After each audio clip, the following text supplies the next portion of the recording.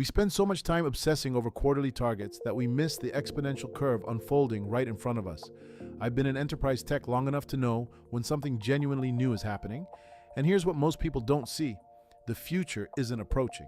It already arrived. We're just living in the lag between deployment and comprehension. The gap between what's possible today and what most organizations think is possible. That's not a knowledge problem. It's a perception problem. Here's what I've learned about expert predictions. The most confident ones age the worst.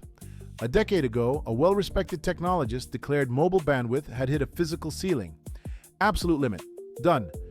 We blew past it by orders of magnitude. Same expert, years later, insisted flying cars were physically impossible.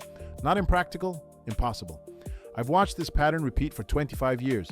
The experts aren't predicting limits. They're advertising the edge of their imagination. The risk isn't that we'll believe the skeptics. It's that we'll move at their pace. Here's exactly how this plays out. The expert says flying cars will never happen. Physically impossible. Dubai rolls out autonomous aerial taxis the following week. Literal self-flying cars, in production. I've negotiated $100 million technology contracts. The gap between impossible and we just bought 20 of them keeps getting shorter. The future doesn't wait for consensus. And then Los Angeles signed on. Dallas, Fort Worth. Multiple cities, same year. But here's the part that separates theater from infrastructure. Uber signed a Space Act agreement with NASA. Not a press release. An agreement. They weren't just building vehicles. They were architecting an entirely new air traffic control system for low-altitude autonomous flight. Most companies can't get their expense software to talk to their HR system. These people built a framework for flying robots over cities. The impossible didn't become possible gradually. It just showed up one Tuesday. The invisibility cloaks came next. Researchers bending light around objects to make them disappear. Not science fiction. Published papers. Working prototypes. I've worked in industries where the laws of physics were supposed to be constraints. Turns out they're more like guidelines. The engineers just keep ignoring the experts and building the impossible anyway. And here's where it gets absurd. This isn't locked in some billion-dollar government lab. It's in your pocket. Your phone can now see around physical corners, actual corners, using light and computational photography. I've built security systems for high-visibility environments. The threat model just changed faster than the Threat Assessment Committee can meet. The robotics breakthroughs, just as absurd. We now have artificial skin that gives robots a genuine sense of touch. Stretchy, sensitive, real. The line between cold machinery and living biology isn't blurring. It's already gone. Or take spray-on touchscreens. Actual product. You point an aerosol can at a wall and spray a working digital interface onto it. Any flat surface becomes a touchpad. I've spent 25 years watching enterprise IT committees debate whether to upgrade monitors. Meanwhile, someone just turned a table into a computer with a can of paint. The future doesn't wait for procurement approval. 3D printers crafting intricate glass figurines. Exosuit fabrics giving mobility back to people with disabilities. And here's the part that should worry you. The author found all of these examples on a single science website, on a single day. This isn't a decade in review montage. This is a random Tuesday. I've led teams through enough technology cycles to know what acceleration looks like. This isn't it. This is something else entirely. Our brains are still linear. The world moved on without us.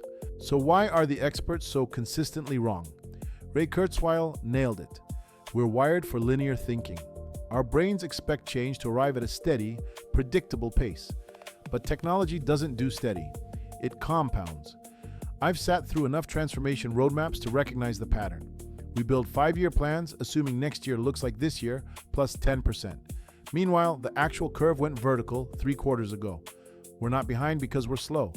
We're behind because we're still using the wrong math. Here's the gap nobody wants to acknowledge. Our brains evolved for linear threats. The lion approaching at steady speed. The harvest cycle repeating on schedule. But exponential growth? We can't feel it. We can't intuit it. A chess grandmaster sees 12 moves ahead because the rules don't change. We're playing a game where the board doubles every turn. And no, we're not adapting. We're just getting lapped faster. So what do you do with this? You do the hard work. You stop pretending the old playbook still applies. I've written 58 articles on this shift. The responses I get tell me people already know. They're just hoping someone will tell them it's not real. It's real. Exponential doesn't care if you're comfortable. It doesn't slow down for consensus. The organizations that survive this won't be the ones with the best 5-year plan. They'll be the ones who stop planning in straight lines. So here's the test. How open are you to actual radical change? Not let's try a new vendor change. Radical. I've pitched ideas to rooms that didn't want to hear them. This is where most people discover the gap between what they say they want and what they'll actually tolerate. So here's the test. 3 scenarios. Physical cash disappearing entirely. Oil going extinct like the dinosaurs. No one commuting to an office ever again. Your gut reaction to those 3 statements? That's not a technology assessment. That's a diagnostic. I've watched enough transformation programs stall to recognize the pattern. The barrier isn't capability. It's the refusal to believe the ground already moved. Let's keep going. Can you accept a world where the average person carries 3 surgical AI augmentations? Just part of who they are? And here's the one that separates the optimists from the cynics. Do you actually believe cancer becomes a footnote? A thing we used to die from back when. I've worked in regulated industries where change moves like continental drift, but the human body just became an upgrade path. Your answer to that question tells me everything about what you're prepared to build. If that checklist sounded like impossible science fiction, remember the self-flying cars and invisibility beams from 10 minutes ago.